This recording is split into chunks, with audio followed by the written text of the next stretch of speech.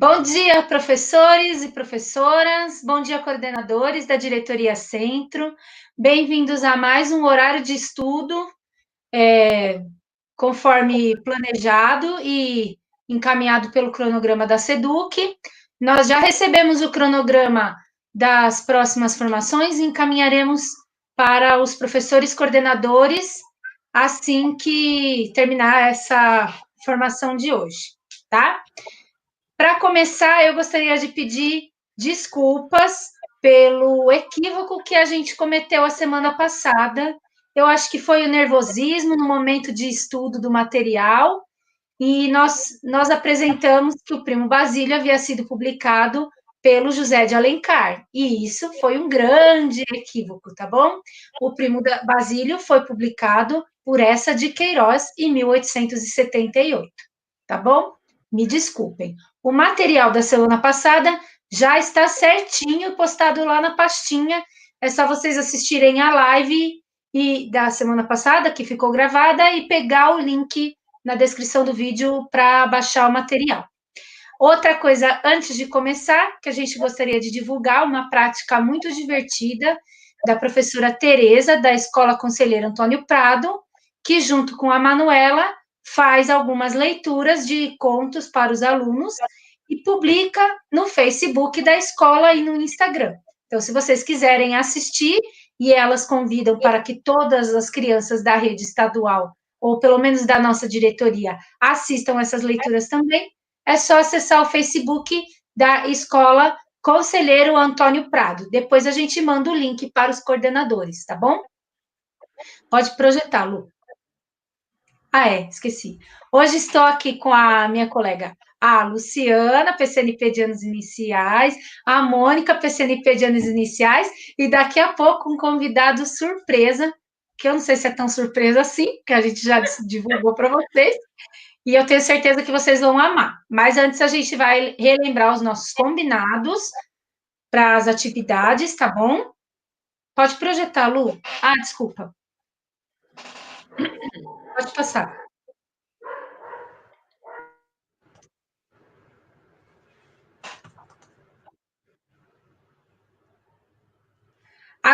Os nossos combinados, então. Aqui no chat, vocês vão postar, de preferência, comentários relacionados às atividades solicitadas para a gente, tá bom? Para ficar mais fácil da gente localizar e até projetar aqui na tela. Se vocês tiverem alguma dúvida pedagógica sobre a formação de hoje ou sobre o período de atividades escolares não presenciais, acessem o nosso estacionamento de dúvidas nesse link aí. O material já está colocado lá na pastinha, tá bom? É só vocês acessarem a partir desse link ou aqui embaixo na descrição do vídeo, certo? E se vocês tiverem sugestões e críticas, vocês podem encaminhar no formulário de avaliação dessa formação, ok? E os materiais estão disponibilizados nesse link que aparece aí, ó, na apresentação, ou aqui embaixo na descrição do vídeo, tem todos os links. Mais um combinadinho que daí, se vocês não conseguiram fazer hoje, para as próximas vocês comecem a fazer. De preferência, assistam às nossas formações pelo computador, porque é mais fácil de vocês acompanharem a apresentação de slides, mesmo que a gente poste para vocês lerem posteriormente, e é melhor até para vocês digitarem aqui no chat, é mais tranquilo do que pelo celular, tá bom? Então, quem tiver a possibilidade de assistir pelo computador, por favor. Os objetivos da nossa formação de hoje, então, são refletir sobre o ensino e a aprendizagem da resolução de problemas no campo multiplicativo e orientar a realização de atividades remotas com a resolução de situações de problema no campo multiplicativo. Então, nós vamos ter as seguintes atividades: um acolhimento e depois uma apresentação sobre a resolução de situações de problema no campo multiplicativo. Então, agora eu passo a palavra para a Luciana, tá?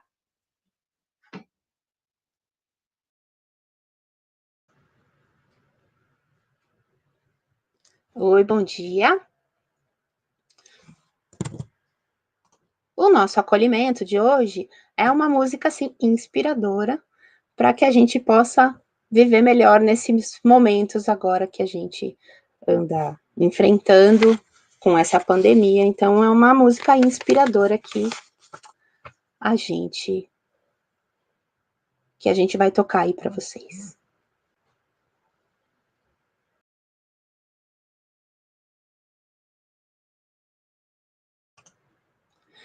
Bom, e agora, após essa música, né, Dias Melhores, do Jota Quest, eu passo a palavra para a PCNP Mônica.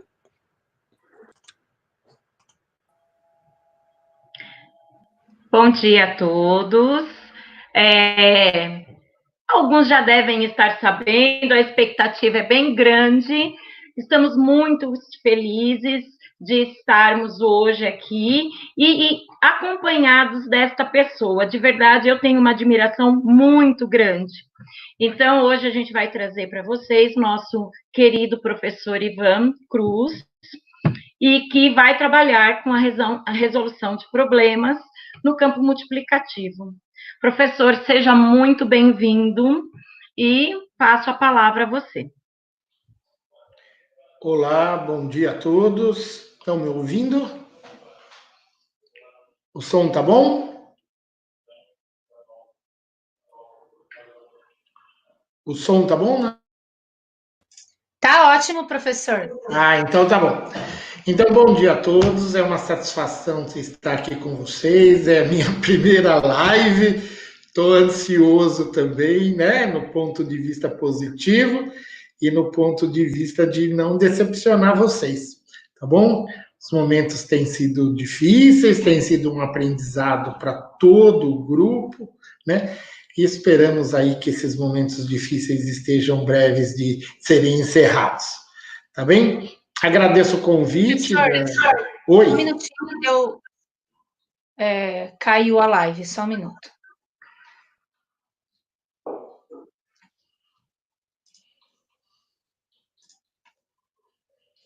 Alguém disse que a gente usou a música e aí caiu a live. Só um minutinho.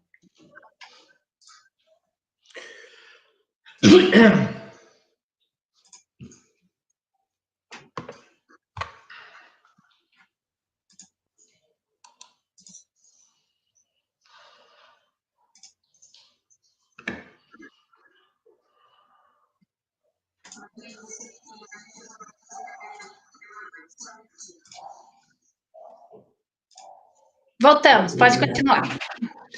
Então, bom dia, não sei em que momento caiu aí, né? Então, bom dia, é uma satisfação estar aqui com vocês. Afinal de contas, foi a vida inteira na rede pública de São Paulo. Para quem não me conhece, né? Eu sou o professor Ivan. A minha formação primeira foi em matemática e durante muito tempo eu fui diretor de escola na rede pública, tá bem? Então, hoje a gente pretende trabalhar um pouquinho com vocês o tema que o pessoal da diretoria estabeleceu, que é o campo multiplicativo, tá? Então, vamos dar início aí à nossa apresentação. Então, a minha proposta é trabalhar a resolução de problemas com alunos dos anos iniciais relativos ao campo multiplicativo. E eu vou iniciar minha apresentação com uma tirinha do Calvin, talvez fique um pouquinho difícil para vocês enxergarem, né? Mas aí o Calvin coloca lá para o Haroldo: 2 milhas marítimas é igual a 2 nós. O que é nós? Eu e você, por exemplo. O Calvin fica meditando e aí ele fala: sabe, eu não entendo nada de matemática. E eu trago essa tirinha para a gente sempre refletir, né, que palavras que muitas vezes são comuns para nós no dia a dia e não têm o mesmo significado em matemática. E, às vezes, a gente acha que são tão naturais para o aluno e a gente não percebe a dificuldade que determinados termos matemáticos podem ter, né, na percepção do aluno. E, muitas vezes, nossa, né? Hoje nós vamos estar explorando o campo multiplicativo. Campo multiplicativo vai falar das palavras fatores, vai falar da palavra produto. E aquilo que eu sempre digo, né? Produto no dia a dia não tem nada a ver com o resultado de uma multiplicação, né? Produtos são coisas que, de forma geral, eu adquiro no supermercado, né? E muitas vezes a gente fala a palavra produto, na nossa cabeça nós estamos pensando em multiplicação, mas isso não significa que o receptor, né, esteja no mesmo pensamento nosso. E às vezes algumas palavras, alguns termos geram algumas dificuldades. O nosso objetivo, conforme a Juliana já tinha dito no começo, é trabalhar, né, e refletir sobre a importância da resolução de problemas enquanto uma metodologia para o ensino e aprendizagem da matemática, e um objetivo que eu coloco aqui relativo à resolução de problemas, e que neste momento é difícil dele ser concretizado, né, nem que seja minimamente, mas pensando, né, no retorno às aulas, quando acontecer, a importância de, na sala de aula, existirem momentos frequentes de confronto de resultados, de discussão de estratégias, né? Porque tudo isso a gente fala muito na socialização hoje, né? E como é que essa socialização ela deve acontecer no processo de aprendizagem, né? O que nós devemos selecionar para socializar com o grupo de alunos? Que contribuições existem de eu ter resolvido um problema e estar observando uma resolução diferente da minha, né? Então, isso a gente tem que ter clareza das contribuições que isso pode trazer para que esse movimento ele se torne realmente uma frequência no nosso trabalho. E quando a gente fala em problemas, então eu trago aqui uma definição de dois autores, e eles dizem que problema é uma situação, e aqui eu estou falando de um problema na aula de matemática, problema é uma situação proposta com uma finalidade educativa, que propõe uma questão matemática, cujo método de solução não é imediatamente acessível ao aluno ou ao quem estiver tentando resolvê-lo, né? Porque não dispõe de um algoritmo, não dispõe de uma sequência, de um procedimento que relaciona os dados e a incógnita, aquilo que eu estou buscando encontrar, ou de um processo que identifique automaticamente os dados com a conclusão e, portanto, deverá buscar, investigar, estabelecer relações e envolver suas emoções para enfrentar uma situação nova. Então, primeiro, né, tem que existir um desafio, senão ele não vai ser considerado um problema, né? Se a hora que eu já estou lendo, eu já começo a falar assim, já vi alguma coisa parecida, eu vou resolver assim, então ele não se torna um problema para mim, né? Precisa existir um desafio. E quando o texto aqui fala, né, que deve envolver as emoções, na verdade, no sentido de que eu preciso estar envolvido na busca da solução daquele problema.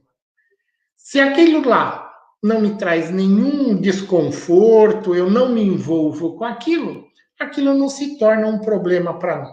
Pode se tornar para o colega do lado, para o outro colega, mas todo mundo, né, se estiver envolvido na busca daquela solução, e aquela solução não é rotineira, isso se torna um problema. E um outro autor diz aqui também, só para complementar esse nosso primeiro pensamento, só se tem um problema se não se sabe como chegar até a solução, pois, se uma questão não tem surpresas e pode ser resolvida confortavelmente, utilizando procedimentos rotineiros e familiares, não interessando quão complicados sejam, é um exercício.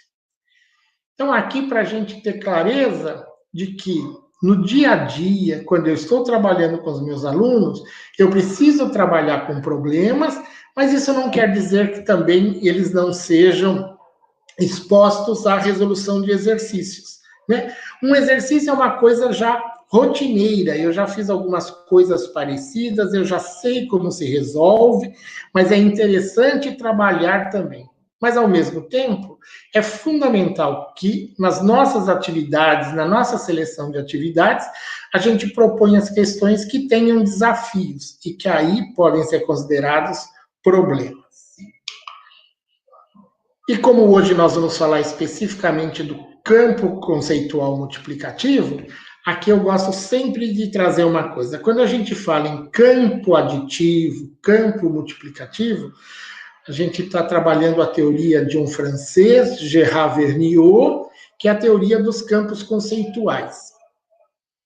Essa terminologia que a gente vai apresentar aqui para vocês e que é do conhecimento de muitos de vocês, ela está presente no material do EMAI, ela está presente nos diversos documentos da Secretaria da Educação, mas quando a gente vai para as habilidades da base, ela não está exatamente necessariamente com essa mesma terminologia, tá? Em alguns momentos, a gente tem a base usando uma outra terminologia, mas a gente faz a opção por trabalhar com isto, por ser familiar a muitos professores da rede, por estar em vários documentos da secretaria e por estar no material do EMAI, a gente utilizar exatamente essa terminologia, né, desse autor, tá bem?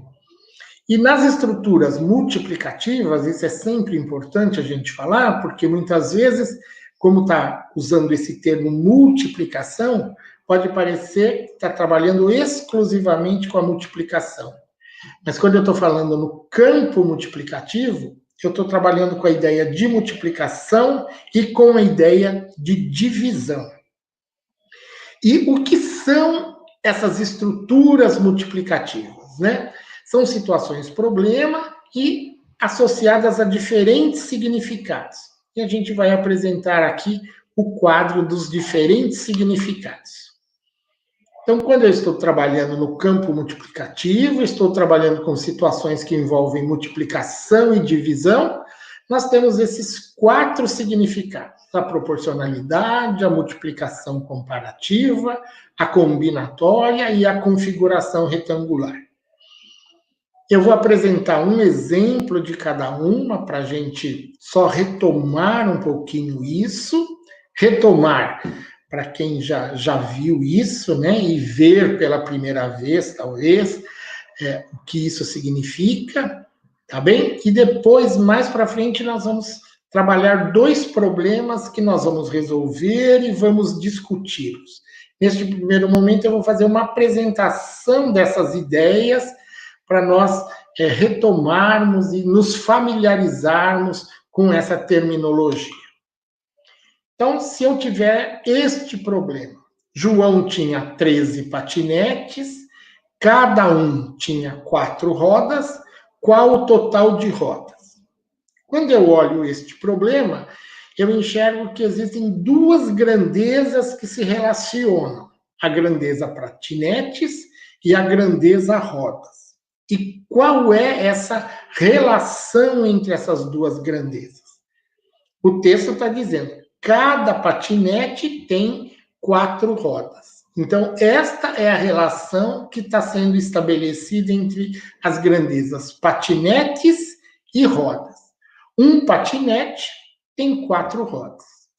Se eu tiver 2 patinetes, eu dobrei o número de patinetes, eu vou dobrar o número de rodas. Se eu triplicar o número de patinetes, eu vou triplicar o número de rodas. Então, eu tenho uma relação entre 2 grandezas que estão estabelecidas segundo esse critério. Isto é uma ideia de proporcionalidade.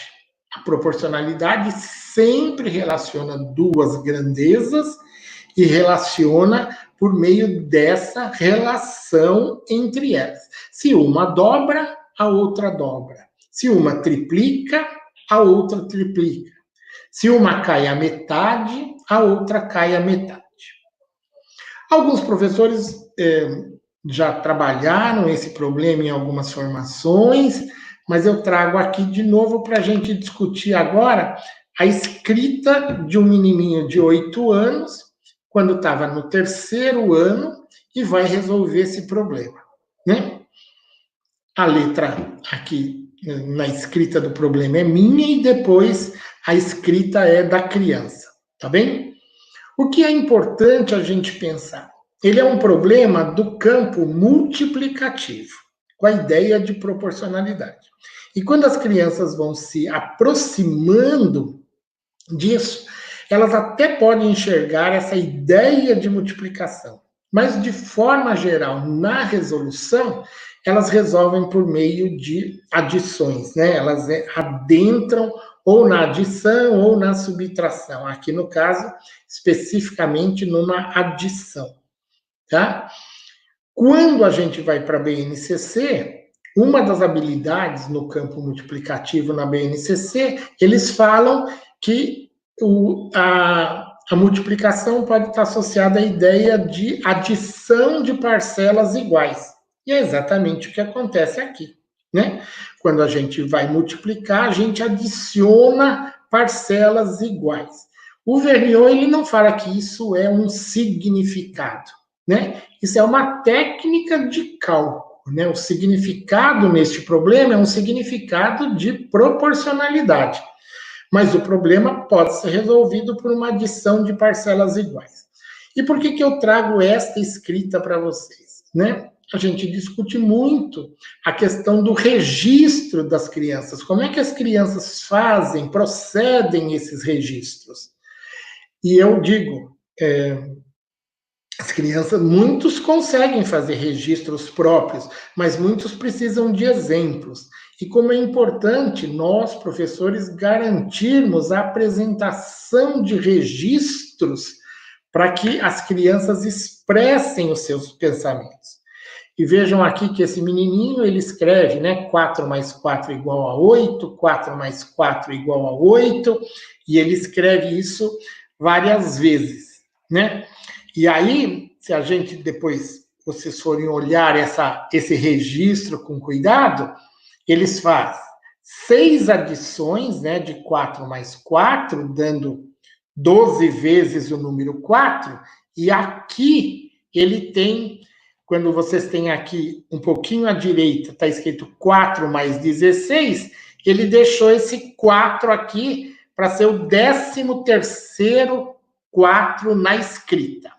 Ele vai agrupando de 2 em 2, depois ele vai agrupando os resultados de 8 e 8, formando 16. Um dos 16, ele traz lá para junto daquele 4. Então, é um registro extremamente interessante, né? Que traduz exatamente como a criança está procedendo na hora em que ele está fazendo esse cálculo. Puxa, mas isso leva tempo para a criança fazer. Sem dúvida alguma que leva tempo. Mas os ganhos para o aprendizado, os ganhos para a reflexão da criança são bastante interessantes. E aquilo que eu digo, é preferível que eu, numa aula, trabalhe 2 problemas com bastante qualidade, que permitam uma discussão, que permitam uma interação, do que eu garantir a resolução de 5 problemas e depois são apresentados na lousa, mas as crianças não refletem e, em algumas vezes, se torna um procedimento de cópia, né? Aquele que fez, tudo bem, pensou, resolveu. Mas para os outros, né, para muitos dos outros, pode se tornar especificamente uma atividade de cópia e não uma atividade de resolução de problemas. Eu gosto sempre de discutir também a questão da imagem, né? Aqui eu tenho um texto de um problema que vai começar, um camelo tem 4 patas. E aí eu pergunto quantas patas tem 12 camelos. E a discussão que eu sempre faço é isso. A ilustração traz contribuições para a resolução? Traz alguma informação que de repente não está no texto e pode facilitar a apreensão da criança sobre as informações, né? Se não acontecer isso, não tem por que essa ilustração estar presente. Então, neste problema especificamente, essa ilustração, ela não traz contribuições para a resolução. Então, o melhor seria que ela não fosse apresentada, porque ela pode se tornar um dificultador, a criança achar que para resolver ela tenha que utilizar a ilustração, né? Tá? Então é um cuidado que às vezes a gente tem que ter de falar assim, mas o texto matemático é muito seco, tal, deixa eu pôr uma imagem aqui para ficar mais bonitinho, né? Se ficar mais bonitinho e trouxer contribuições, ótimo. Se for só para ilustrar sem trazer contribuições, eu entendo que não há por que ser apresentado, tá bem? Aqui também a gente tem um problema do campo multiplicativo com o significado de proporcionalidade, e bem parecido com aquela proporcionalidade ali no patinete, né? Cada camelo tem 4 patas, então essa é a relação. Uma grandeza camelos, a outra grandeza patas. Um camelo, 4 patas. 12 camelos, 12 vezes mais patas. E aqui a resolução de uma outra criança para esse problema. Ela escreve 12 vezes o número 4 e os adiciona de novo, né? Se apropriando da adição para resolver um problema do campo multiplicativo, pensando na adição de parcelas iguais. E aqui a gente verifica que em alguns quatros ele subdivide em 2 e 2. E aí, se a gente estivesse vendo a criança fazer, a gente podia até, às vezes, entender por que ele fez isso. Mas o importante é sempre a gente analisar o registro e verificar se o registro está coerente, né? Se o registro traz alguma contribuição. Se houver alguns equívocos, vamos discutir os equívocos. Mas se não houver equívocos, por que a criança fez isso? Porque naquele momento ela enxergou que aquilo poderia auxiliá-la na resolução do problema, tá? Alguns registros ficam muito longos e às vezes a gente tem ansiedade de falar, mas não dava para fazer um registro mais simples.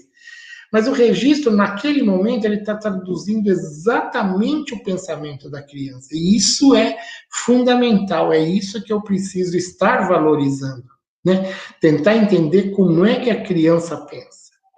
Eu, na minha experiência, né, no trabalho, tantos anos na escola, eu sempre colocava para o professor, né?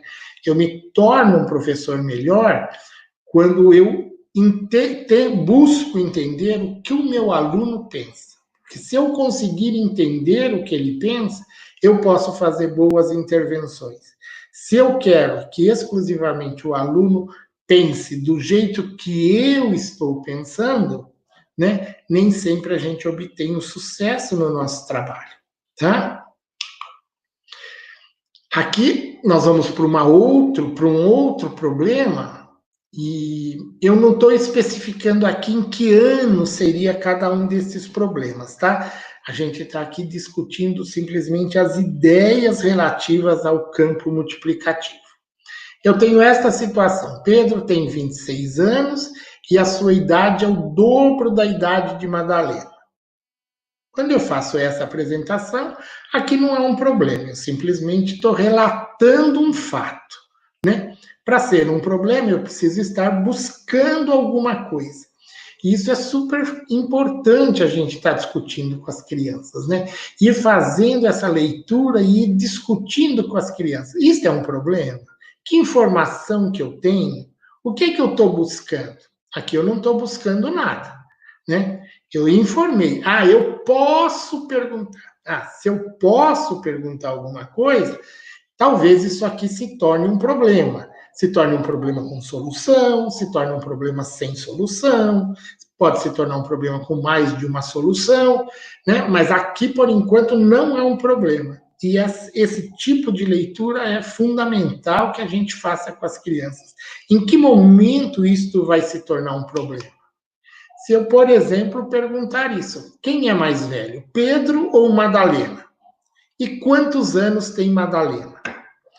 Vejam, muitas vezes, né, a gente trabalha com a ideia de dobro e, claro, quando a gente vai explorar a ideia de dobro, a gente vai calcular. Calcule o dobro de 5, calcule o dobro de 8, calcule o dobro de 10. E a criança vai fazer 5 mais 5, 8 mais 8, 10 mais 10. Ah, então o dobro eu sempre vou multiplicar por 2. Isso. Mas vejam a estrutura deste problema. Pedro tem 26 anos. E a sua idade, a idade do Pedro, é o dobro da idade de Madalena. Então, quem é mais velho? O Pedro ou a Madalena? Puxa, nós estamos comparando duas coisas. Por isso, esse problema ele tem o significado de uma multiplicação comparativa, ou simplesmente de uma comparação. Tá? Quem é mais velho, Pedro ou Madalena? O Pedro é mais velho. E qual é a idade da Madalena? Tá? Ah, supondo que as crianças falem que a Madalena tem 52 anos, o dobro de 26. Que questionamento eu posso fazer para essa criança? Ah, vamos retomar. Ó. A idade do Pedro é o dobro da idade da Madalena. Se o Pedro tem 26, a Madalena pode ter 52? Né? Então, antes da gente dar resposta para a criança, a minha intervenção deve ser sempre no sentido da criança refletir em cima daquilo que ela está pensando. Né? E fazer uma intervenção, um questionamento que provoque essa criança a repensar sobre o que ela está fazendo. E aquilo que eu falo, o repensar, é muitas vezes até quando a criança acerta, né? Muitas vezes a criança acerta e você coloca uma dúvida exatamente para ela retomar o problema e verificar se está correto, tá? Quantos anos tem a Madalena? Na verdade, a Madalena tem 13 anos, né? 26 é o dobro de 13. Ah, puxa, então eu também posso estar pensando na ideia de metade, né? Sim, se o Pedro tem o dobro da idade de Madalena, Madalena tem a metade da ideia de Pedro, da idade de Pedro. E isso é interessante, né? Sempre associar essa ideia de dobro com a ideia de metade, a ideia de triplo com a ideia de terça parte, tá bem? Aqui a gente tem uma outra situação. José foi uma sorveteria que tem 4 sabores de sorvete: abacaxi, limão, manga e morango. E podem ser vendidos com cobertura de chocolate, de castanhas ou de caramelo. De quantas maneiras diferentes José pode escolher o sorvete, desde que tenha um sabor e uma cobertura? E parece que, né, isso aqui há alguns anos era difícil as crianças resolverem isso. Atualmente, né, parece que as crianças já têm sido tão trabalhadas com essa ideia do campo multiplicativo que, de forma geral, as crianças associam isso com uma multiplicação. Então, aqui nós temos 4 sabores de sorvete e 3 sabores de cobertura. Uma possibilidade, né, para eu montar o sorvete, é escolher um sorvete de abacaxi e escolher a cobertura de chocolate. E eu pergunto, quais são as outras possibilidades? É muito comum a criança resolver isso por meio de desenho, né? Ela faz todas as combinações possíveis, ela faz todos os agrupamentos possíveis envolvendo isso.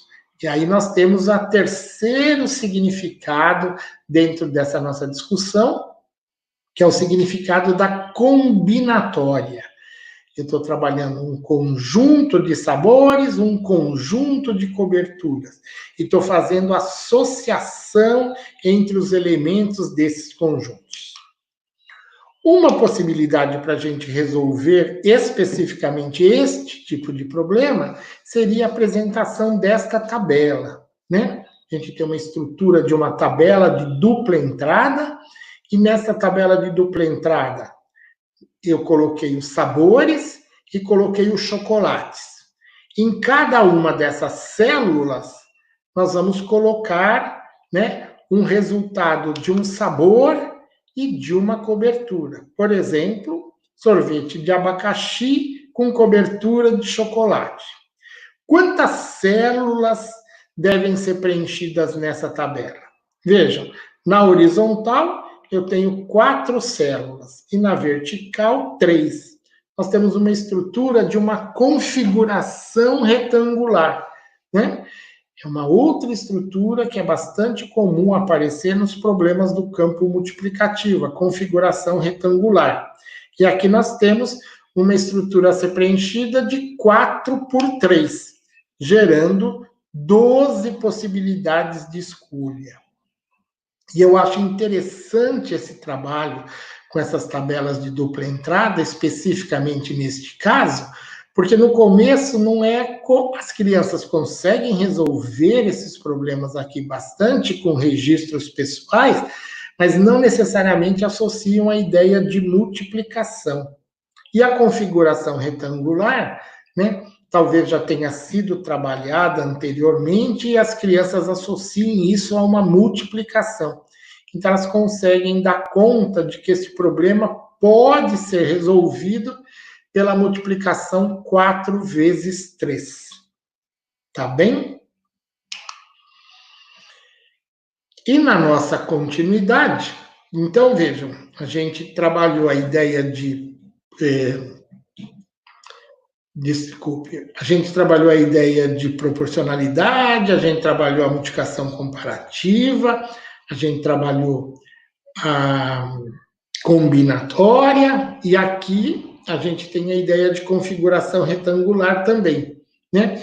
Então, são os quatro significados associados ao campo multiplicativo, tá? Eu vou dar um tempinho, se alguém tiver alguma dúvida, poderia passar para a equipe e a gente pode retomar. Senão, a gente dá continuidade aqui à nossa discussão. Vou dar um minutinho para ver se a equipe localiza alguma dúvida que vocês possam ter manifestado.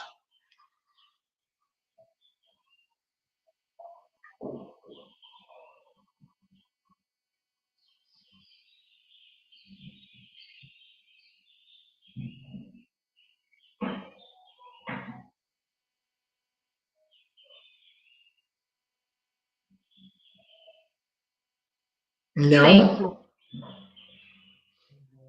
Professor, Oi. nós não temos nenhuma dúvida até o momento, mas temos muitos elogios, a explicação está maravilhosa, eles estão adorando.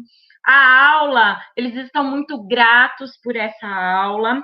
Existem alguns comentários. A professora Irma aqui, ela, no momento em que o professor falou sobre o problema da multiplicação comparativa, ela socializou com o grupo sobre trabalhar com a inversão de cálculos, ou, no caso, a multiplicação e a divisão comparativa. O senhor gostaria de comentar um pouquinho sobre isso? Sim, isso procede, né? Porque vem exatamente ao encontro daquilo que eu falei, como é importante a gente estar explorando a ideia de dobro e, associada a essa ideia de dobro, a gente explorar a ideia de metade. Então, nós estamos trabalhando mesmo com a multiplicação e com a divisão. Puxa, não é porque está escrito a palavra dobro que eu vou multiplicar por 2. Não, eu preciso ver qual a informação que eu tenho. Eu quero calcular o dobro ou eu já tenho o dobro? Se eu já tiver o dobro, eu, na verdade, vou estar retornando, né? E explorando a ideia de metade. Então, é bastante interessante fazer essa associação entre dobro e metade. Depois, mais para frente, entre triplo e terça parte, tá? E aí, o que acontece? A gente tem ganhos expressivos nas crianças relacionarem essas duas operações. Qual é a relação que existe entre multiplicações e divisões? E a mesma coisa se fosse adição e subtração, né? Que relações existem entre a adição e a subtração, né? Uma coisa é, por exemplo, se a gente retornar lá para a adição, 10 mais 5 igual a 15, né? 10 mais 5 igual a 15. E eu poderia pensar, qual o número que somado com 10 resulta em 15? Ah, é o número 5, porque o 10 mais o 5 dá o 15. Ah, mas o 15 menos o 10 dá o 5. E aí você estabelece as relações entre aquilo que a gente fala que são as operações inversas, né? Por isso que a professora até usou o termo aí da inversão, né? Multiplicação associada à divisão, adição associada à subtração, né? São as operações inversas. Tá bem? Perfeito, professor. Temos um outro comentário aqui, acho que cabe também colocarmos a professora Maíra, ela coloca assim, que é uma pena que no semestre eles usam apenas uma estratégia, um único tipo de pensamento. O que o senhor pode comentar sobre isso? Lá no centro de mídias, né? Eles dão uma ênfase apenas a um resultado, a um pensamento, a um tipo de estratégia. Misericórdia! Então, o que a gente tem discutido muito é exatamente a importância da apresentação de diferentes estratégias. Claro, a gente não pode esquecer assim, existem problemas que só tem uma solução, só tem um resultado, né? Quando eu vou resolver este problema aqui, vou resolver por desenho, vou resolver pela tabela de dupla entrada, o resultado é único, o resultado é 12. Agora, o que é importante é exatamente discutir as diferentes possibilidades que as crianças têm para... Puxa, o João resolveu por desenho.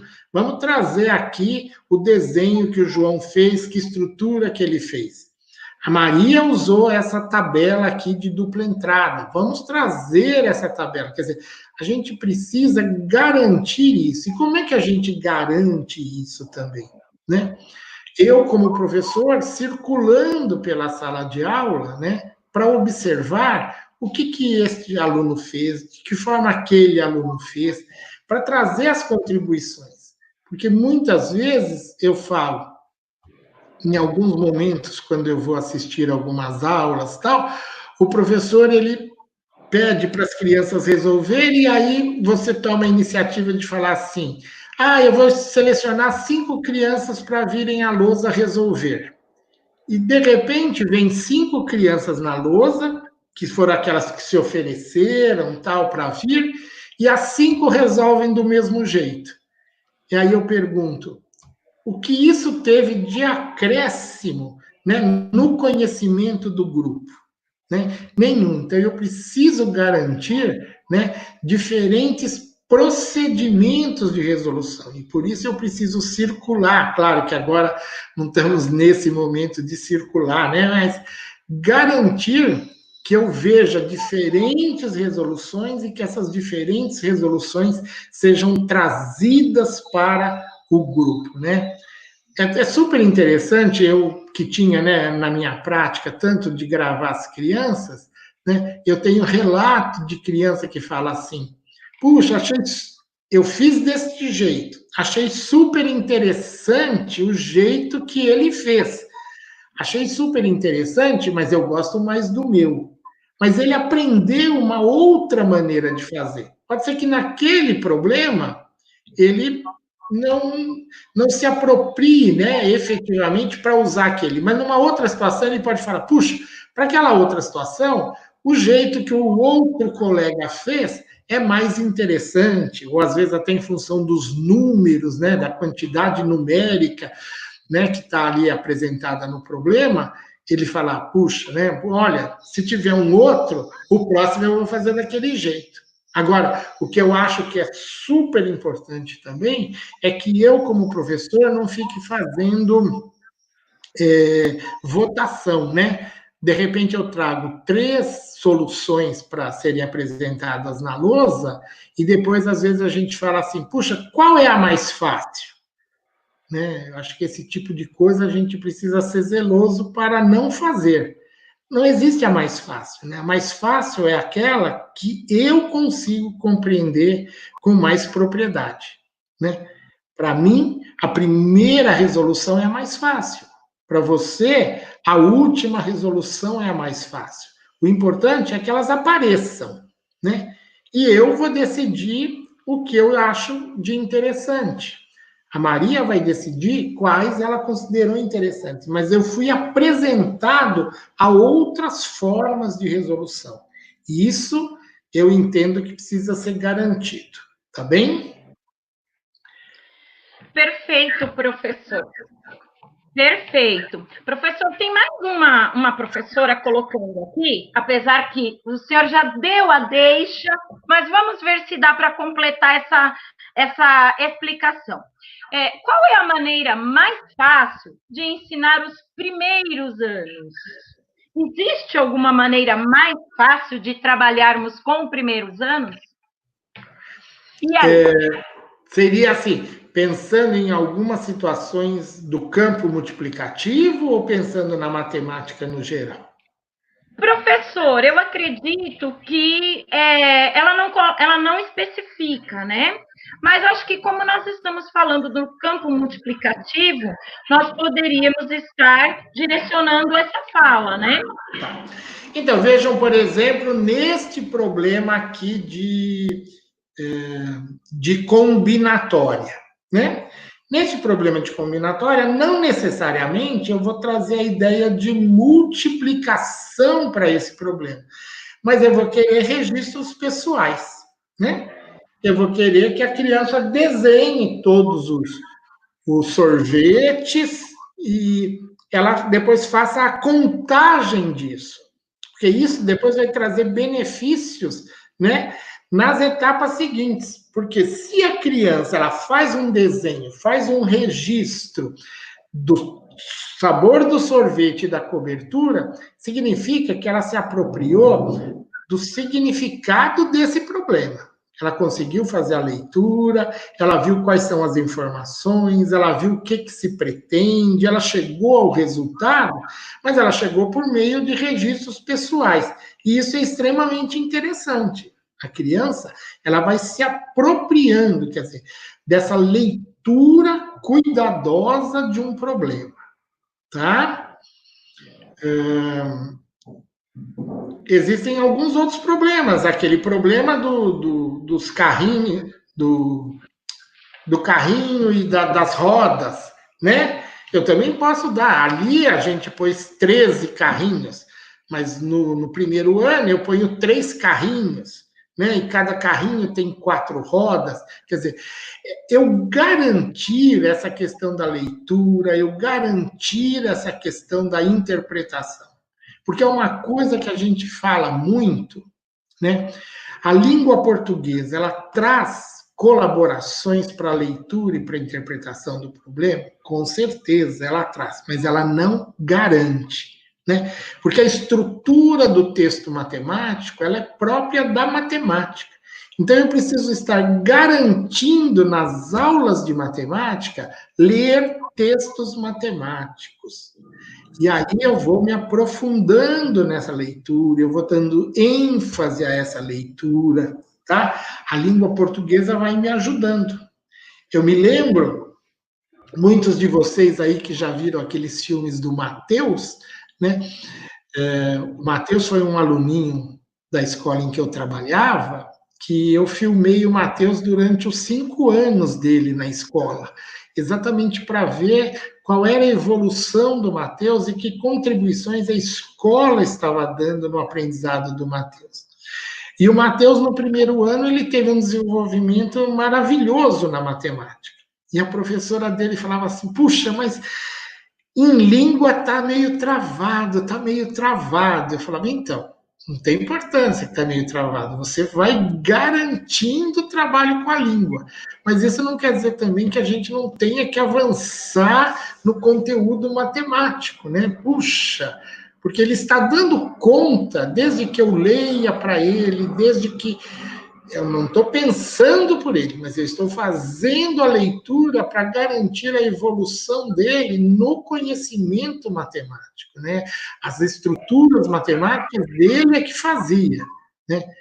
E desde o primeiro ano eu acho que é isso. Muitas vezes a gente tem até uma ansiedade assim da gente ler, da gente interpretar, né? E querer que a criança só traduza isso por meio de números. Não. A leitura, a interpretação, né? Eu preciso garantir para essa criança, quer dizer, eu posso fazer a leitura, mas eu preciso garantir que a interpretação seja feita por ele, né? E aí a gente vai conseguindo esse avanço no conteúdo matemático. Tá bem? Agora eu vou um pouquinho para frente e agora eu vou dar 2 problemas. Oi, você quer falar alguma coisa? Professor, Oi. quero só falar mais uma coisinha. Bom, o senhor está sendo super elogiado, até sendo indicado para falar no centro de mídias, para se de repente o professor não pode dar formação para os professores no centro de mídias, mas nós temos aqui uma outra solicitação, e aí a gente faz essa análise aqui agora, eu deixo o espaço para o professor fazer, e depois o professor dá continuidade, tudo bem? Uhum. A professora Simone, ela diz assim, chamar os alunos à lousa, e quando o primeiro realizar a resolução, perguntar aos colegas se alguém resolveu de outra forma. Essas diversas possibilidades são de resolução do mesmo problema? Isso pode existir? Como que isso acontece, né?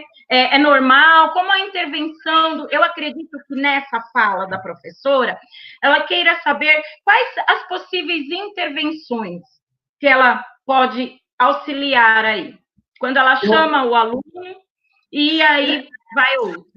Eu acho que a gente pode usar diferentes procedimentos. Pode usar esse procedimento sugerido pela professora, chamei uma criança, aquela criança resolveu, e aí eu perguntar, alguém resolveu diferente?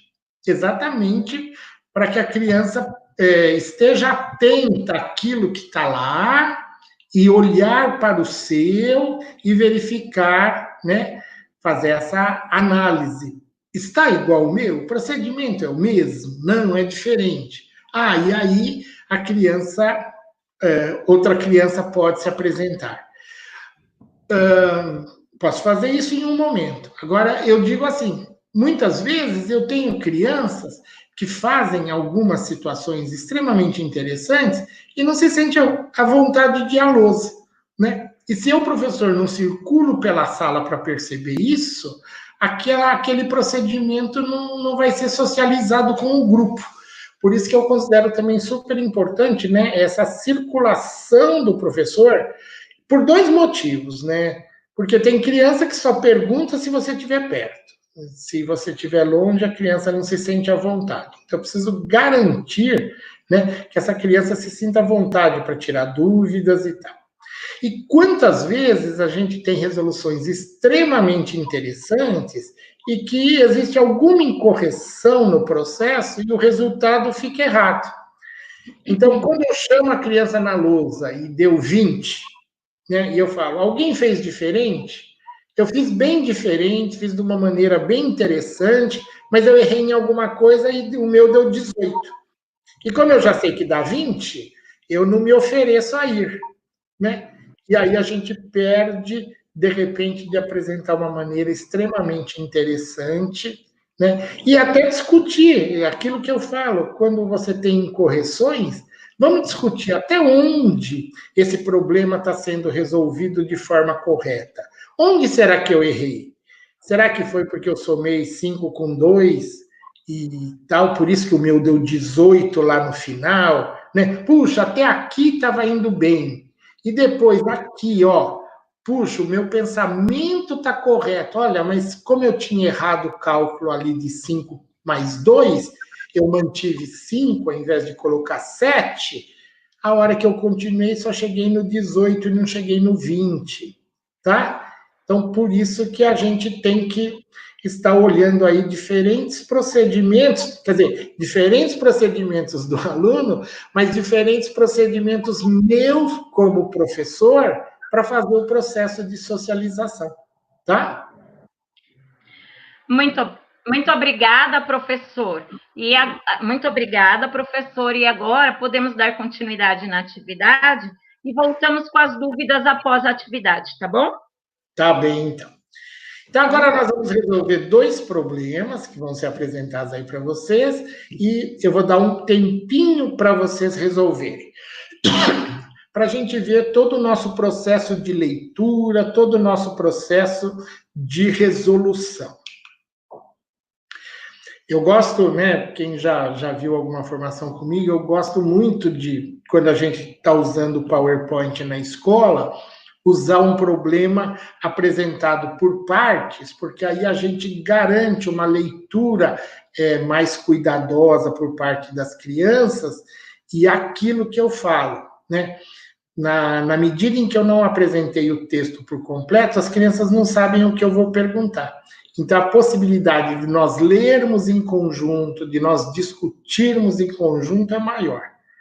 Porque é inegável que quando eu estou com livro didático, quando eu estou com o livro do EMAI, e eu falo para a criança assim, vamos resolver o problema 5, né? Os níveis de leitura de cada criança do grupo são muito diferentes. Então, quando eu falo, vamos ler o problema 5, o João já pegou o material do EMAI, já leu o problema 5 e já achou a resposta.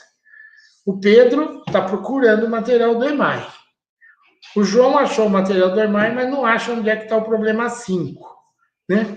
Então, eu falo, isso são as realidades que a gente tem no dia a dia. Mas quando a gente pode ter um recurso de um PowerPoint, ou eu falo, mesmo na lousa, né? Garanta, quando nós retornarmos às aulas normais, garanta pelo menos uma vez por semana que você vá transcrever um problema na lousa e você não o transcreva na integralidade. Transcreva uma parte, promova uma discussão, acrescente mais outra frase, promova a discussão e assim você vai fazendo passo a passo. A experiência que a gente teve na escola em todos esses anos é que a capacidade de leitura, a capacidade de interpretação da criança, ela tem avanços, tá? Então vamos ver esse problema, que a princípio ainda não é um problema, né? Estou começando a formular um texto. Carmen gosta de ler gibis, mas não se interessa em colecioná-los. Perto de sua casa, há uma banca de jornais e revistas que troca gibis usados por novos. Veja o anúncio dessa banca. Então, vamos discutir esse texto até aqui, né? Existe uma criança que gosta de ler gibis, mas que não se interessa em colecioná-los. Temos a informação de que existe uma banca que troca gibis usados por novos. E eu promovo a discussão com as crianças. O que vocês acham que pode acontecer? Né? Pode ser que surjam esses comentários. Puxa, como ele não gosta de colecionar, se ele tiver gibis, existe a possibilidade dele querer trocar esses gibis. Mas de que forma acontece essa troca? Vamos ver o anúncio dessa banca. Troque 4 gibis usados em bom estado por um gibi novo. Entendemos essa informação? E vamos discutir com as crianças. Vejam, eu ainda não tenho nada para ser resolvido. Então, a possibilidade de se fazer uma leitura cuidadosa, de se promover uma discussão com o grupo, ela é maior do que se eu tivesse apresentado o texto já na sua integralidade. Porque aí já teria criança que estaria discutindo comigo, mas teria criança que já estaria fazendo e não estaria participando dessa discussão. tá? Tá clara essa informação aqui no cartaz da banca? Ó, troque 4 gibis usados em bom estado por um gibi novo, tá? Até aqui nós não temos um problema, não é? Aqui eu tenho simplesmente informações. Vamos fazer com que isso se torne um problema. E aí eu acrescento essa informação. Carmen tem 16 gibis usados e em bom estado. Quantos gibis novos ele poderá ler se realizar trocas nessa banca? Eu vou dar agora um minutinho para vocês resolverem. E aí a gente volta com a discussão.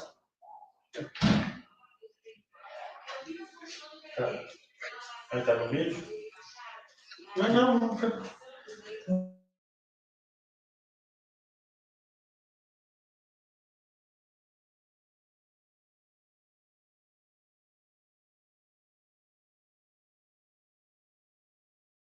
Será no nosso chat.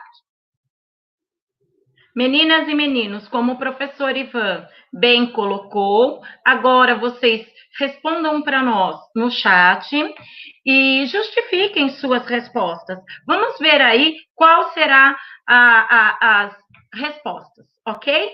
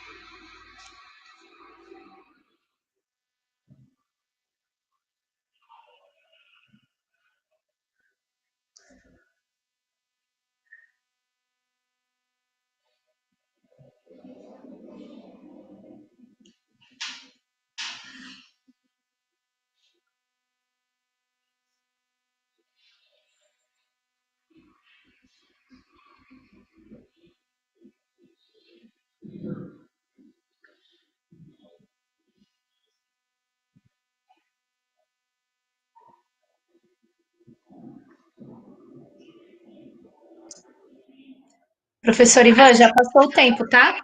Tá bom, então. Então, olha lá, o que o pessoal está respondendo? Então, estou vendo aqui uma resposta da professora Cristina. 4 vezes 4 igual a 16, ele poderá ler 4 gibis novos, né? 4 gibis, professora Neide também, muito obrigado pela participação aí, fico feliz com a participação de vocês, tá? Aqui tem o barulho do caminhão, né? Eu moro perto de um supermercado, os caminhões vêm aqui trazer os mantimentos e fica aqui, estacionam aqui perto de onde eu moro, fica esse barulho de caminhão. Estou vendo a professora Sidneia também com a resposta de 4 gibis, tá? A professora Patrícia também coloca 4 e depois ela faz mais um comentário e fala que são 5.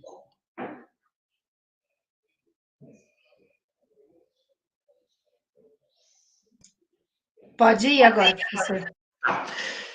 Eu gostava, quando eu era professor, né, eu gostava de ouvir os resultados que as pessoas colocavam para cada situação que a gente discutia.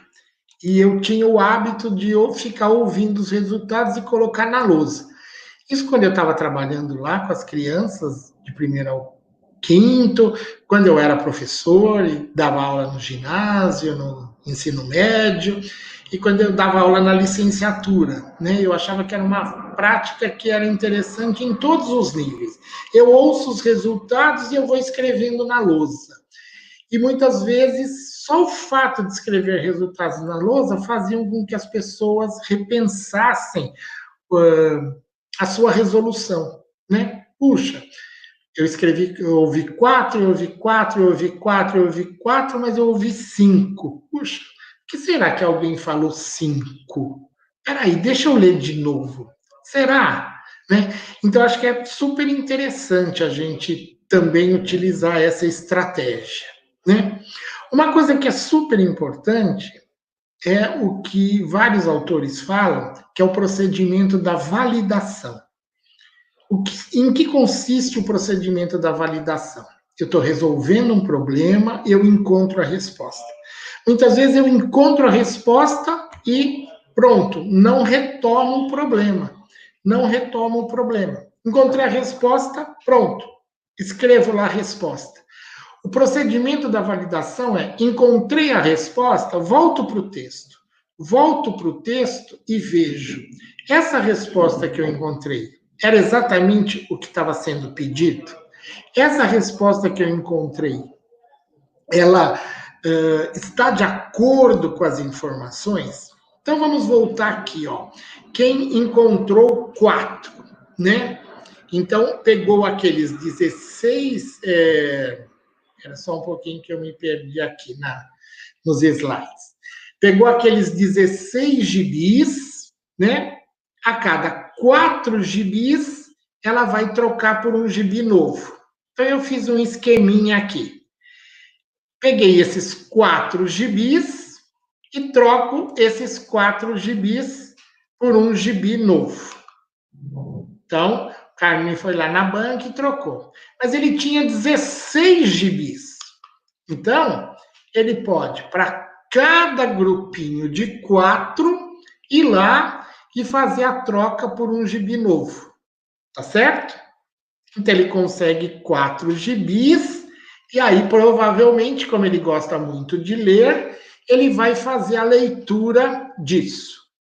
E aí eu volto para o texto. Eu acho que a resposta são 4. Quando eu volto para o texto, eu vejo, olha, troque 4 gibis usados em bom estado por um gibi novo. Puxa, eu fui lá, troquei os meus 16, obtive 4, mas agora eu já li esses 4. O que eu posso fazer? Pego esses 4 e faço uma nova troca. E muitas vezes, se eu não faço esse processo da validação, eu não dou conta exatamente, ao chegar ao final, do texto. E aí eu perco as informações, tá? Na verdade, a resposta desse problema seria 5 mesmo. Os 16 que eu tenho, eu realizo 4 trocas, procedo à leitura desses 4, que me possibilitam realizar mais uma troca. Então, eu consigo fazer a leitura de 5 gibis. E aí eu fico com um gibi. Fico só com um gibi. Esse um que eu fiquei, não dá para realizar trocas. Eu só vou conseguir realizar uma próxima troca se eu tiver mais um grupo de 4. Tudo bem? Vou dar um minutinho para se tiver dúvidas.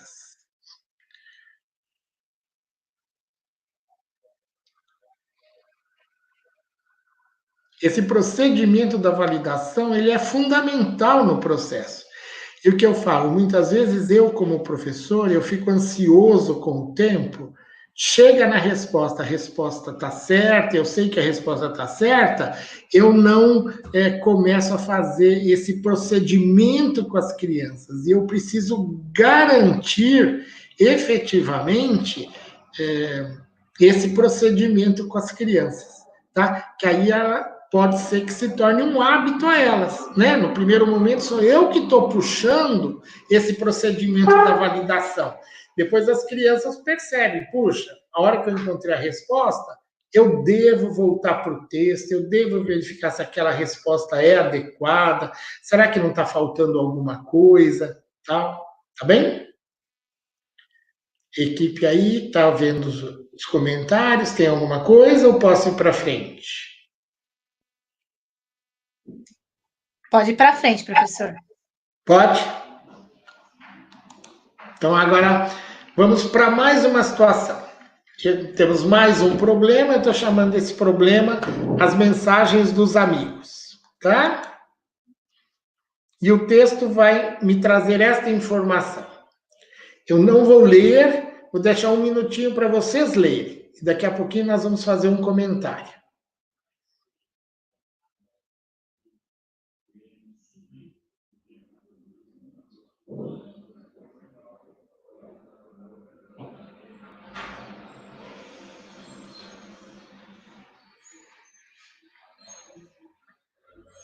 Então, vou ler o texto, talvez alguns estejam com celular e seja mais difícil de fazer a leitura, né? 4 amigos são torcedores de um mesmo time de futebol. Ao saberem que seu time foi campeão de um torneio nacional, enviaram mensagens uns aos outros para comemorar. Responda a essa primeira questão. Quantas mensagens foram enviadas pelos 4 amigos para comemorar o feito do time? Vou dar um minutinho para vocês pensarem e resolverem. Depois existirão outras questões, mas esta é a primeira.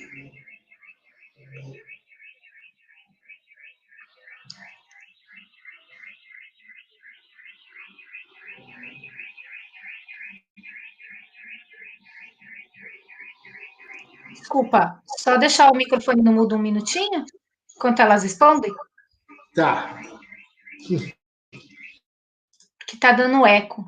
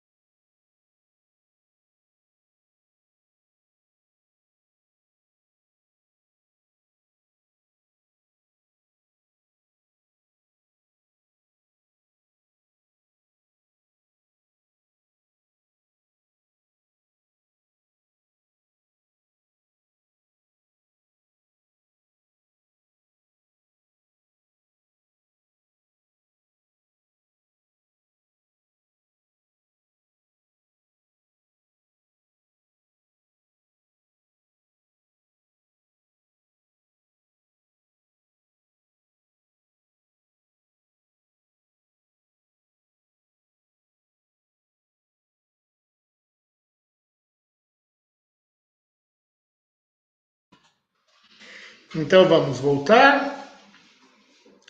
Então, aqui, ó, eu pergunto para vocês, quando a gente está no texto. Ao saberem que seu time foi campeão de um torneio, enviaram mensagens uns aos outros para comemorar.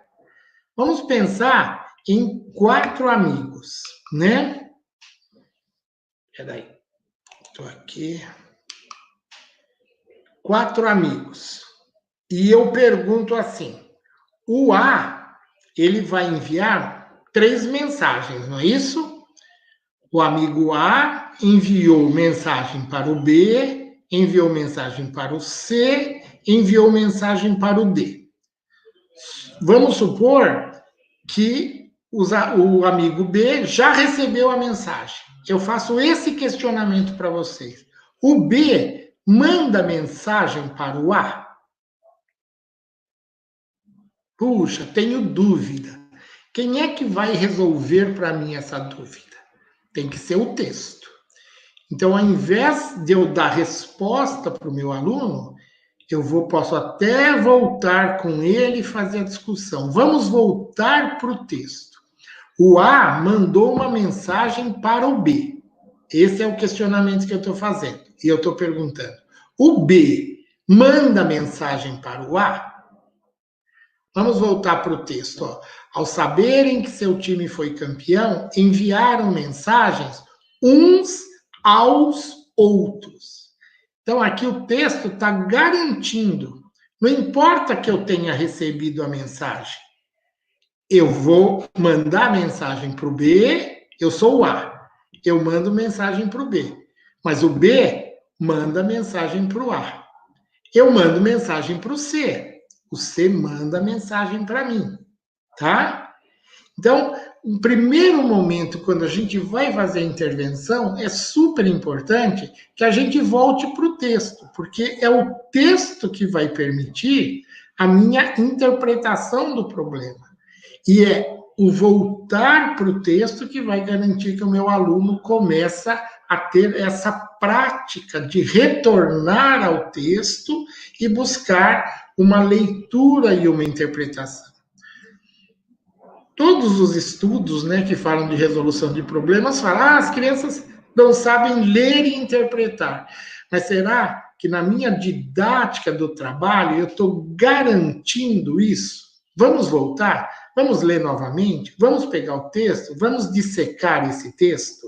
É esse movimento que eu preciso estar garantindo na minha prática pedagógica, tá? Então, vejam, o A mandou mensagens para o B, para o C e para o D, e foi o que eu perguntei, né? Então, eu mandei 3 mensagens. O B vai enviar quantas mensagens? Puxa, o B vai enviar uma mensagem para o A, para o C e para o D. Puxa, o B também envia 3 mensagens. E o C? O C também envia 3 mensagens. E o D? O D também envia 3 mensagens. Então, se nós olharmos para esse esquema, né? Cada setinha vermelha pode significar uma mensagem. Então, eu fiz um esquema e agora eu vou contar quantas setinhas vermelhas eu desenhei nesse esquema. Puxa, eu desenhei 12 mensagens, tá? E resolvi isso, por exemplo, por meio do esquema. Mas eu também posso dizer assim, cada amigo mandou 3 mensagens. Se eram 4 amigos, o total de mensagens vai ser 4 vezes 3. E aí eu adentro na ideia do campo multiplicativo. Tá bem? Então, muitas vezes, eu como professor, né, eu posso ter ideia assim, puxa, no primeiro ano, puxa, é legal que as crianças desenhem e tal, mas no 5º ano não é legal. Né? No 5º ano eu quero que o meu aluno faça a operação. Puxa, mas esse esqueminha aqui, ele mostrou todo o meu pensamento, ele mostrou a estruturação do meu raciocínio para dar conta disso. Puxa, é extremamente interessante, porque quem fez isso, não importa que está no 5º ano, importa que ele leu, que ele interpretou. Puxa, agora que ele viu isso, né? Ele fez o desenho tal, mas ele viu a apresentação da Mônica, e na apresentação da Mônica, na hora da socialização, ele falou, puxa, olha, é uma multiplicação, eu não tinha pensado na multiplicação. O pensamento dele está todo estruturado, mas não necessariamente ele transformou numa multiplicação. Na socialização, ele viu o outro colega fazendo isso, puxa, olha, já pensou? Se fossem muitos amigos, né, o meu desenho ia dar maior trabalho, e o da Mônica não deu trabalho nenhum. Puxa, eu acho que da próxima vez eu faço assim. Mas o pensamento dele deu ideia para isso. E isso é que a gente precisa garantir no processo de socialização. Tá bem? Agora, uma outra possibilidade para resolução. né? Puxa, na socialização, eu preciso garantir essas diferentes possibilidades. E, de novo, eu volto a dizer, não é que ela seja mais interessante ou que ela seja menos interessante. É uma outra maneira de fazer. E é interessante que ela seja apresentada. Como eram 4 amigos, eu posso falar assim, cada um escreve para todo mundo, inclusive para ele mesmo, tá? Puxa, então, se são 4, cada um escreve para todo mundo, cada um vai mandar 4 mensagens, porque vai mandar para os 3 amigos e vai mandar para ele também. Então isso é 4 vezes 4. Mas era isso que o texto dizia? Eu mandava mensagem para mim mesmo? Não. Cada um manda para os outros. Então, quando eu faço isso, o que eu preciso pensar? Puxa, eu não mando para mim. O B não manda para o B. O C não manda para o C. E o D não manda para o D. Conclusão, eu preciso agora retirar, preciso excluir as mensagens que cada amigo escreveu para si mesmo. Então, eu tenho 4 vezes 4, agora eu tiro as 4 mensagens que, na verdade, não devem existir, tá? E chego ao resultado de 12. E olha que escrita matemática bonita, né? A gente tem uma expressão numérica, não necessariamente é conteúdo dos anos iniciais, mas também nada me impede de apresentar essa escrita para as crianças, tá? 4 vezes 4, menos 4. 4 vezes 4, 16. Menos 4, 12. Tudo bem? Se está tudo bem, eu agora proponho isto. Agora não são 4 amigos, são 5. E aí, praticamente o mesmo texto. Para muitos, isso não vai se tornar mais um problema. Isso aqui vai ser um exercício. Para alguns, isso continua sendo um problema. Puxa, eu vi, mas ainda não garanti o aprendizado daquilo. Tem um desafio para mim. Então, ainda é um problema. Puxa, eu entendi perfeitamente aquele, dei conta, agora só está mudando o número. Se só está mudando o número, eu já sei exatamente como eu vou resolver. Isto, para mim, é apenas um exercício, tá? Então, agora são 5 amigos e o mesmo procedimento. Eles devem enviar mensagens uns aos outros. O que vai acontecer? Cada amigo vai enviar quantas mensagens?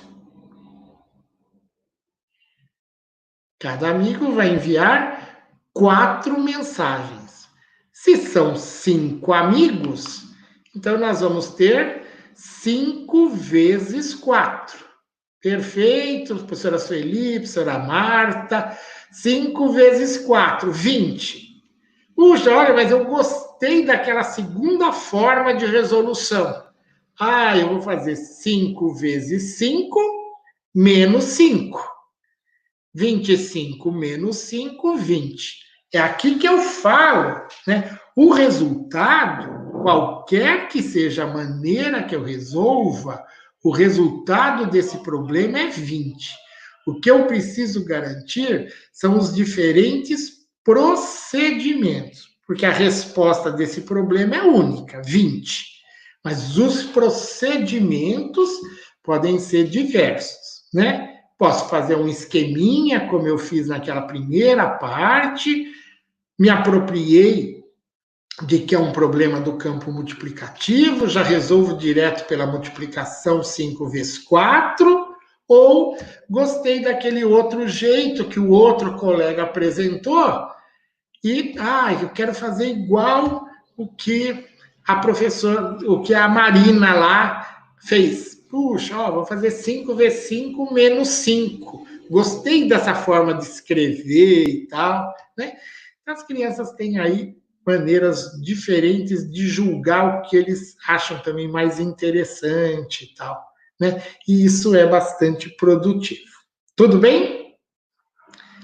E o mesmo problema em que eu vou mudar exclusivamente o número, hein? Agora são 10 amigos. 10 amigos são torcedores de um mesmo time de futebol. Ao saberem que seu time foi campeão, enviaram mensagens uns aos outros. Quantas mensagens foram enviadas?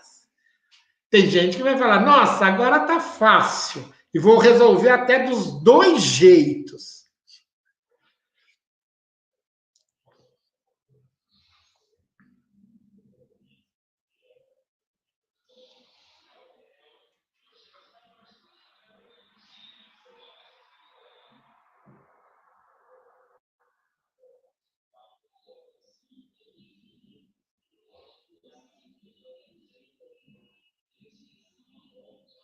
O professor Roberto falou 90. Puxa, mas eu não sei como ele... A professora Giovana também falou 90, mas eu não sei como ela chegou no 90. Nem ele como chegou no 90. A Carla colocou 10 vezes 10 igual a 100. 100 menos 10 igual a 90. 100 menos 10 igual a 90, professora Nancy. Tá bom?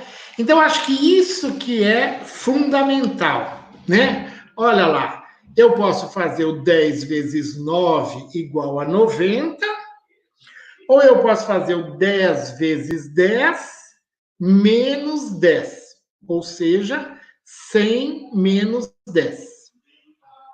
E 100 menos 10 igual a 90, tá? Um cuidado que eu peço para vocês, se a gente for olhar as habilidades de álgebra, a gente vai ver a importância do sinal de igual numa expressão, né? Então, muitas vezes, a gente tem o hábito, assim, de falar. Por exemplo, eu estou pensando num cálculo aqui do 10 vezes 9. Eu ponho 10 vezes 9 igual a 90. Ah, depois eu preciso tirar 4. Muitas vezes a gente dá continuidade na escrita e põe assim... 10 vezes 9 igual a 90, menos 4 igual a 86. Escreve tudo numa linha só, né? E aí parece que o 10 vezes 9 dá 86. Então, quando a gente está usando o sinal de igual, a gente precisa ter um pouquinho de cuidado de como é que a gente faz essa escrita. Às vezes é preferível usar 2 linhas, 3 linhas, né? Vejam como eu coloquei ali, né? Eu poderia ter colocado 10 vezes 10 igual a 100. Aí, na outra linha, eu escreveria 100 menos 10. Do jeito que eu escrevi aqui, está correto. 10 vezes 10 menos 10 igual a 100 menos 10. Mas se eu tivesse escrito assim, 10 vezes 10 igual a 100, e na continuidade tivesse escrito menos 10, aí a gente está cometendo uma gafe matemática ali, tá bom? Não sei se ficou claro esse último comentário para vocês. É que eu não sei aqui sair daqui e escrever isso para passar para vocês, tá? Mas a gente tem que ter esse cuidado de não ficar, né, falando de coisas diferentes e ficar usando o sinal de igual aí, tá bem? E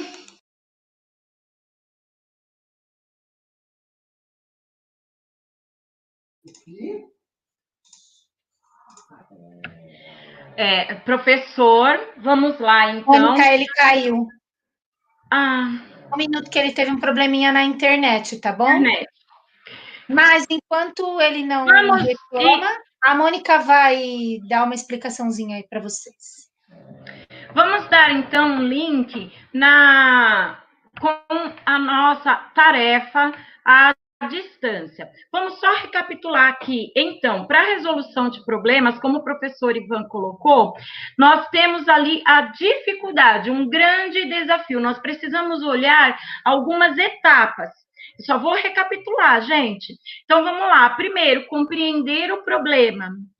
Segundo, conceber um plano, quer dizer que eu preciso ter uma estratégia para resolvê-lo. Por isso, se torna um problema, uma situação problema.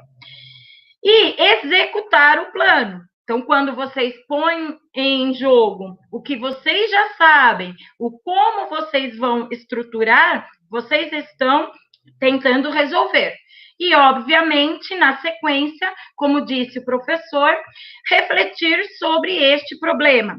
Então, nós temos que garantir aí, explorar as diversas estratégias postas pelos alunos, garantir a validação desse problema e garantir a leitura e compreensão desse problema, né?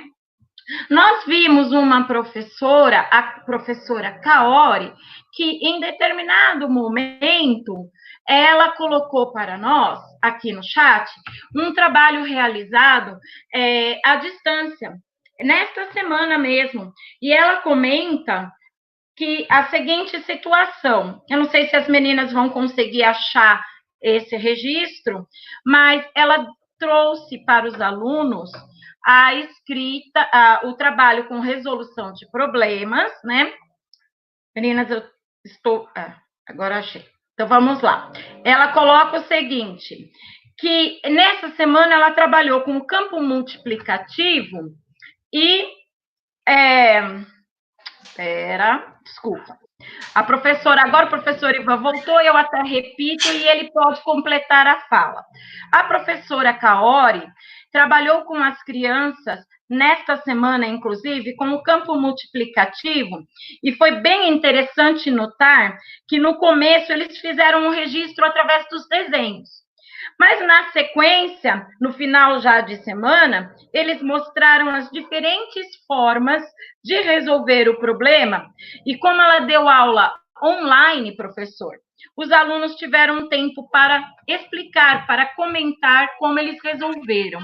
Qual a sua sugestão, professor? Nesse momento que estamos trabalhando com essas aulas online, qual seria um bom caminho para os nossos professores direcionarem essas aulas? Como o senhor pode sugerir? Então, estão ouvindo bem? Sim. Então, embora essas aulas online a gente não consiga atender todo o grupo de alunos, né? Eu acho que elas são extremamente interessantes exatamente por causa do momento, né? Quer dizer, eu proponho uma atividade para a criança, é fundamental que a gente, em breve, a gente retome essa atividade e faça as discussões. Porque é aquilo que eu digo, né? Você dá uma atividade na segunda-feira e você vai retomar essa atividade na sexta, principalmente quando a gente valoriza o trabalho com cálculo mental, tudo, você fala para a criança assim, como é que você resolveu? Ela fala assim, não me lembro, né? Tá? Então, se a gente tem esse espaço, essa possibilidade de estar fazendo essas interações com as crianças, eu acho que elas são fundamentais, E aquilo que eu digo, né? Façamos isso e trabalhemos 2 problemas dessa forma, do que trabalhemos 8 problemas que cada um fez e depois apresentou o resultado e não houve discussão. Tá bom? Professor, nós estamos, assim, extasiados. É maravilhoso ouvi-lo. E não sou só eu, não, até por ser muito admiradora do senhor, mas a gente vê aqui no chat, todo mundo gostou muito. Eu quero agradecer a participação do professor, quero dizer que estamos sempre muito gratos à sua complementação nesses estudos, a fortalecer o nosso ensino com a matemática. E eu acho que, assim, hoje a gente está muito grato. Eu só tenho uma palavra de gratidão. Muito obrigada. Meninos, professores e professoras, muito obrigada pela manhã de hoje. Passo a palavra. Eu posso falar? Então, eu quero agradecer muito o convite de vocês. Estava muito ansioso, né? não consigo ver os comentários dos professores e tal, não consigo ver as carinhas dos professores, né? É um período que a gente não tem esse contato, mas agradeço muito, eu falo. Foi uma vida inteira na educação. E eu sempre me emociono, né? Para variar. Então, a vida inteira na educação. Então, mais um momento, se a gente puder trazer alguma contribuição, eu fico muito feliz, porque eu falo que momento difícil que nós estamos vivendo. E essas crianças merecem tudo de bom, né? Então, o que a gente puder fazer, tá bom? E vou mandar um beijo especial aqui para Maria José, né? Para o pessoal do Resende, né? Maria José, ela apareceu fora há 3 anos aí do Daili, mas sinto muita saudade do trabalho, né? Afinal de contas, foram 39 anos aí na rede pública, né? E eu falo que eu fui muito feliz nesses 39 anos, tá bom? Muito obrigado para todos vocês, Luciana, Juliana, Mônica, pelo convite, tá bom? E pelo apoio hoje cedo de me ensinar a mexer em algumas ferramentas aqui que eu não sabia. Tá bom? Muito obrigada, professor Ivan, pela participação aqui no nosso horário de estudo. As portas estão sempre abertas para você, inclusive as professoras estão pedindo mais, elas querem mais. E nós também, tá? Sinta-se à vontade. Professores e professoras, muito obrigada por participarem do horário de estudo. Nós já estamos finalizando. Vamos solicitar a vocês que avaliem a nossa formação. O link da avaliação, estacionamento de dúvidas e da pastinha com os materiais estão postados aqui na descrição do vídeo. E a gente pede também que vocês se inscrevam no nosso canal para poder acompanhar as novidades que vão aparecendo, tá bom? Muito obrigada de verdade pela presença de todos vocês e nós vamos ficando por aqui hoje. Tchau, tchau. Tchau.